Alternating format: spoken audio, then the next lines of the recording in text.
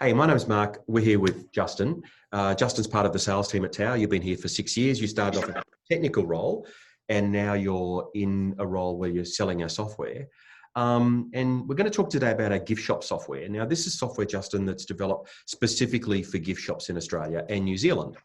Yeah, it is. Yeah, absolutely. So out of all the work we do with, different industries, and there's a few that sort of fit the bill, gift stores are pretty unique. And by unique, I mean, I want to say probably about 90% of their transactions are people purchasing gifts for other people, whether it's, family members, whether it's friends, depending on who it is. So with those gifts that they're purchasing, basically all of those purchases are reoccurring gifts. So what we can do is basically grab that data and, going back a step, one thing I see in retail these days is no matter what sort of business you're in, people are happy with the one sale.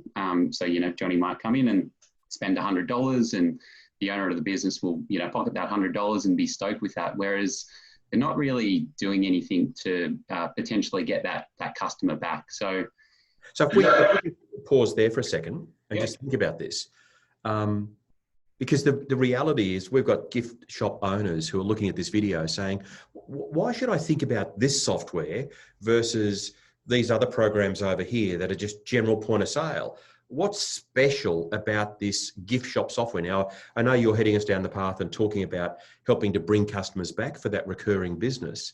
But there are other things too, from a headline point of view. If you're selling items with serial numbers, we track the serial numbers. If you do special orders with your customers, we'll help you create special orders and manage those. We help you do through integrations with buy now, pay later rather than lay-by. But e-commerce anyway.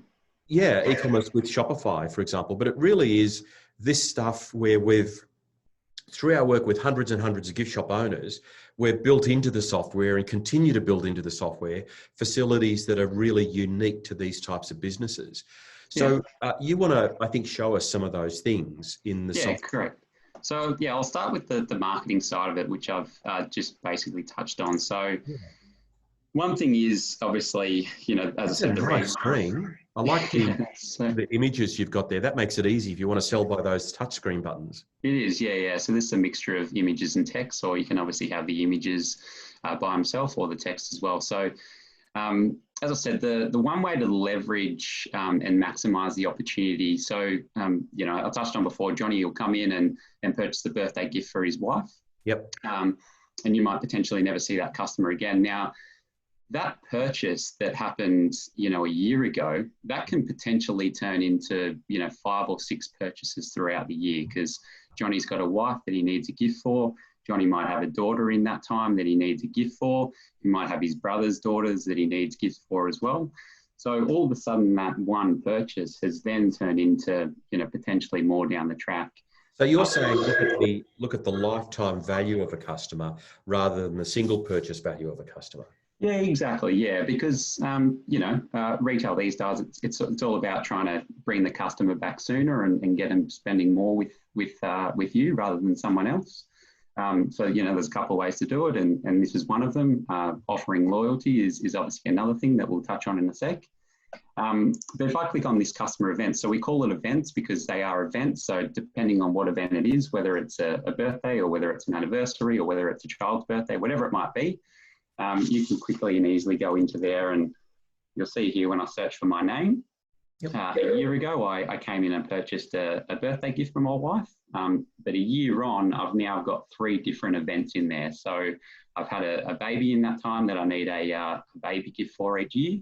And then I've got my, obviously my anniversary with my wife, and then my wife's birthday as well. So the retailer has set this up in the software so that if they want, they could then trigger a reminder to you to say, hey, Justin, don't forget about this. Yeah, correct. Yeah. So it's similar to car servicing. So, if I go in and get my car serviced, for the first time at a particular store, that store knows that if they supply the right product, I guess, and the right service, they've essentially got that customer on the hook for reoccurring servicing, every year. And that's why you'll see a text message or an email saying you're due for your service. And a gift store is no different to that. You know, I might get a text message. I should know that my daughter's birthday is coming up in a couple of weeks. But until I see that text message or email, that's the reminder that potentially gets that customer back in store and spending more money with you. And all of the emails and text messaging are customized, and they're all specific to that particular customer. So although you might be sending out 20 different text messages to 20 different customers, it will use the identity against each customer. So it's really personalized depending on the customer and what the event is. Right. Nice. So that's based on reoccurring events, but then we've also got the marketing tools, which basically you can get back in touch with customers, you know, if they haven't been in the store for the last year. When you're adding customer data in, you can add, you know, interests and categories. So if I come in and I purchase a candle, you know that I, you know, love candles, and I want to be reminded every time you get a whole new range of candles in. So that can be from a particular supplier. They might like a range from a particular supplier, or it might just be you might get a whole new range of candles in that you think that the customer might love. So instead of annoying everyone in your list, it's a good way of targeting people who have previously purchased candles or said that they're interested in candles as well. So if I could just make an observation, because the candle example is a really good one. Yeah. You know, candles are something that as they burn down, you know, they get to the bottom and you can't burn them anymore. Yeah. And so you could even get to a point where you know what your recall schedule should be. So a customer who buys a candle today, if they're buying it certainly for themselves, then they'll need to replace that in the next 4 to 6 weeks. Exactly. So yeah. If you can get into that sequence and build up that pool of customers that you can bring back into the business by triggering it through the software, then the software's got another way to become more valuable for you. Well, that's it. Yeah. And as you touched on, it's all about just getting in front of the customer and automating that process as well. Yeah. You might not get a sale for it, but if you're sending out 100 reminders that, you know, they're due for another purchase of a candle or whatever it might be, you know, all you need to do is get one back, and it's one sale you essentially would have never have gotten with, you know, being happy with the original purchase. So I like that a really, lot. Yeah. Before we get back into the point of sale, I'll just quickly touch on, so this is the home screen. So this is the first screen you'll see when you open the software. The cool thing about this screen, it is customizable. So you can have different functionality depending on whether it's, you know, the terminal that you're using or whether it's, as I said, the different functionality. So for the register computers, you might just have real basic. You want your staff to be able to access the point of sale and maybe the end of shift process. So you can just have minimal tiles there. And then for your back office, you can have all the functionality that you use. So, you know, your favorite reports, where you arrive the stock, create your promotions and catalogs and so forth. So really handy customization. Now, a couple of things that gift stores love as well. So first of all, I'll sell a collectible bear. First thing you'll notice is an image pop up of that bear. So a couple of things that are interesting about this. So first of all, it just helps the staff member know they're selling the correct item. Secondly, if you do sell online, these images will flow across to your website as well. So it just reduces that double handling of, you know, updating images consistently against stock items online as well as in POS. Just on that, I'm using point of sale here to manage my retail shop. Yep. And I'm putting into point of sale information about items that I may choose to sell online. And that data that I'm putting into point of sale in my shop can flow through to the online store. Yeah, it can. Yeah. So, you know, we just spoke about the images, descriptions, extended descriptions. You can differentiate web pricing compared to your in-store pricing as well. Yeah. So all that data is transferred real time. So obviously you do most of the work in the point of sale when you arrive stock and there might be a price increase of something. It just saves you then going to your website and, you know, changing that price, whether it's gone up or down. So it's all just done real time. So when I am happy with this item that I'm selling, you'll notice a few things on this screen. So first of all, this is a really big factor in gift stores because as we touched on at the start, most of these purchases are people purchasing gifts for people. So what that means is if I'm purchasing a gift for someone, I want it in a gift box to be able to hand that gift over. Yep. So obviously with 90% transactions for gifts, you're going to have a lot of boxes that are stored around the store. And coming from a gift store myself, working in there a couple of years ago, it's would have been really handy, this tool, because it takes a couple of minutes to transact the sale, but then it could take half an hour opening up drawers and looking on shelves and filtering through all these empty boxes to see, what will fit the product that you're selling. So just a really handy note for when you sell that particular item, straight away it tells the staff member where that display box is. So shelf B3, and it's on the back wall, and they'll find that in 2 seconds. So whoever's entering the stock can easily just put that data in. So when you're selling the item, it'll pop up with that little message. That's excellent. And also, by making sure that you're selling the item with the box that it comes with, you're differentiating your business to others where they may not be that caring about how they handle that sort of thing. Well, that's it. Yeah. And another thing as well, when I do sell that particular item, I'm getting $330 off this particular customer. This is a high-end collectible bear. So I want to pass on a bit of extra information about that bear. So you'll see here that I sold this particular collectible bear, and underneath that, it's telling the customer what that bear is made of, how many pieces there are around the world of that bear. Any additional information you want to pass on about that particular bear, you can associate those. So when you're selling the item, it will pop it on the receipt as well. Mm-hmm. So with the receipt, this is just a thermal receipt. You can do A4 or A5. So A4 and A5, you can make it look a bit prettier and sexier. So again, if you're selling a high-end collectible item, you might want to pass on a better receipt for the customer as well. You can actually go one step further and print off a gift exchange receipt. So again, obviously, if you're giving it as a gift, you want to pass on all those additional information about that particular bear, but obviously you don't want to show the retail price of that particular item. You can click on the gift exchange receipt button here, and that's going to print a receipt that basically hides the pricing information, but tells the customer all the other information that's important. Excellent. So I'll go through special orders you mentioned at the start as well. So that's another massive factor for gift stores, because I want to say a high percentage is special orders of getting stock in for someone that you might not currently have in stock, or you might get it in new for that customer as well. So just clicking on this button here, depending on where you are in the software, whether you do a stock inquiry first or whether you just use the button there and click it, you can click on order this item. Straight away, it's going to put it to a pending or a new order for that particular supplier. You choose the customer, so this is where you put in all the customer data. From there, it's going to ask you, do you want to take a deposit for that? So you can either take a deposit or you can leave it as is. So what this does is when this order arrives in stock, say a week or 2 weeks time, you might have Sally, putting in this order. In 2 weeks time, you might have Johnny actually arriving the stock. So already there's that disconnect between two different staff members.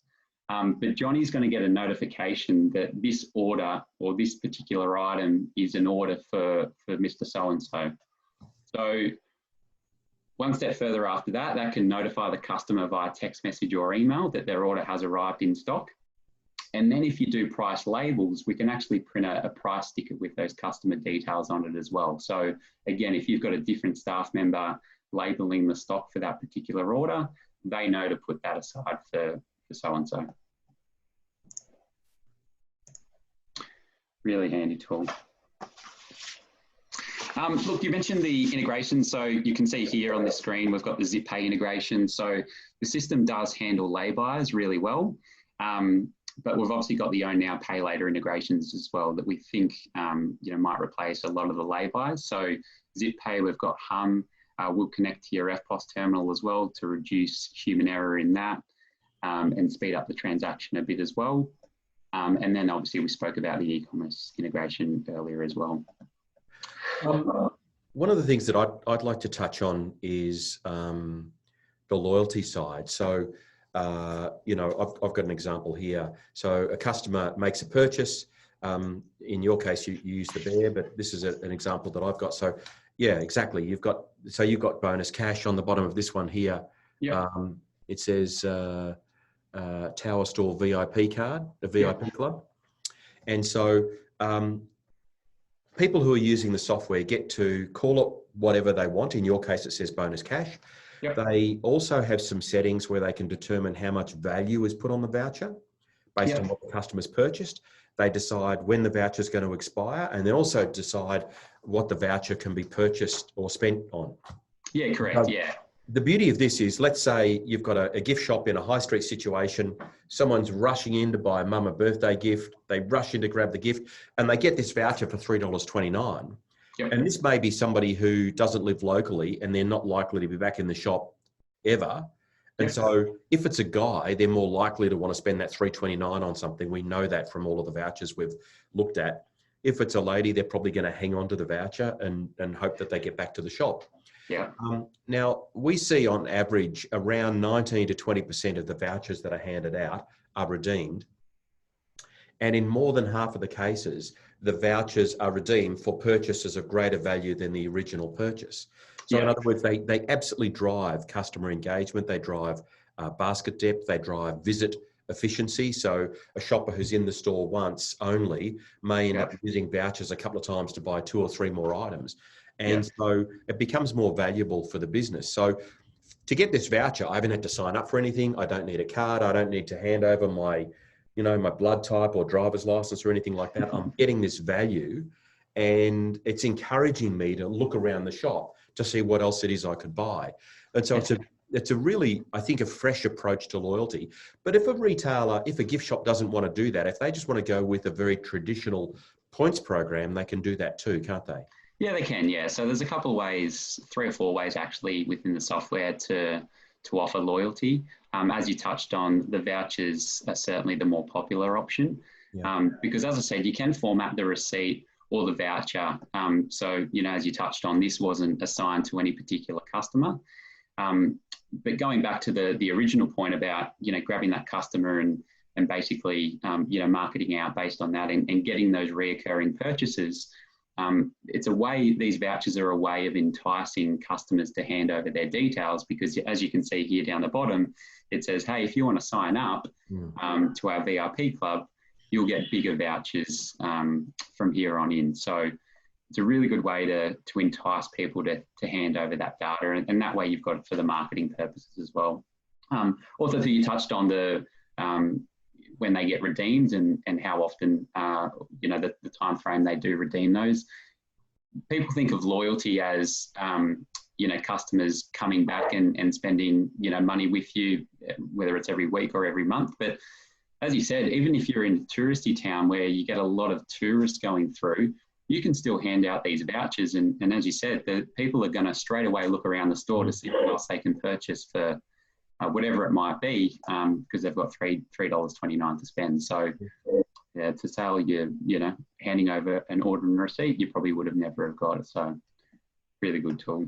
No, it's very cool. Hey, if you stop sharing your screen, we're going to kind of wrap up here. Yeah. So the goal of this discussion is just to, in an overview sense, give people an idea of what the software can do. If somebody wants to look at the software in more detail, and let's say they want to look at it in the context of their particular business, because gift shops are all different. Yeah. Some are more homewares focused, some are fashion related. One thing we haven't even touched on today is that the software handles color, size, and style, or variants as we call it. Correct. Let's say they're selling items that do come in different colors, different sizes, and different styles. The software can track all of that. And where suppliers will provide electronic invoices, we can read those in, import those into the software. So there are a lot of things that the software can do, and you guys can demonstrate that to people and show them in a way that's specific to their business. That's it, yeah. And as you said, we obviously every business is different, so we like to sit down one-on-one with you, ask a few questions and work out what your business, really needs out of point of sale software, and we'll customize the demonstration around that as well. So we don't want to overload your head with too much information if you're not going to use a lot of the functionality. But yeah, we like to sit down one-on-one and first of all, ask some questions to see if we're going to be the right fit for you. And then we'll customize the demonstration around those responses. The software can be rented. Yep. And what is the rental cost? Yeah, so really flexible, can be rented, can be purchased outright. The most popular option is rental, and that's $145 per 30 days. Now, so if I've got 4 computers in my gift shop, because it's a larger gift shop, is that $145 per computer or for everything? That's for everything. So we don't discriminate. So we don't care if you've got 1 computer. We don't care if you've got 20 computers. It's $145 per month.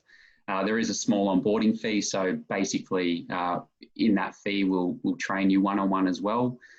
So you'll get 2 days of whether it's on-site or remote installations. Obviously, depending on circumstances, it might be remote. And we do your data conversion in that as well. So if you're coming from another system, we'll convert your data.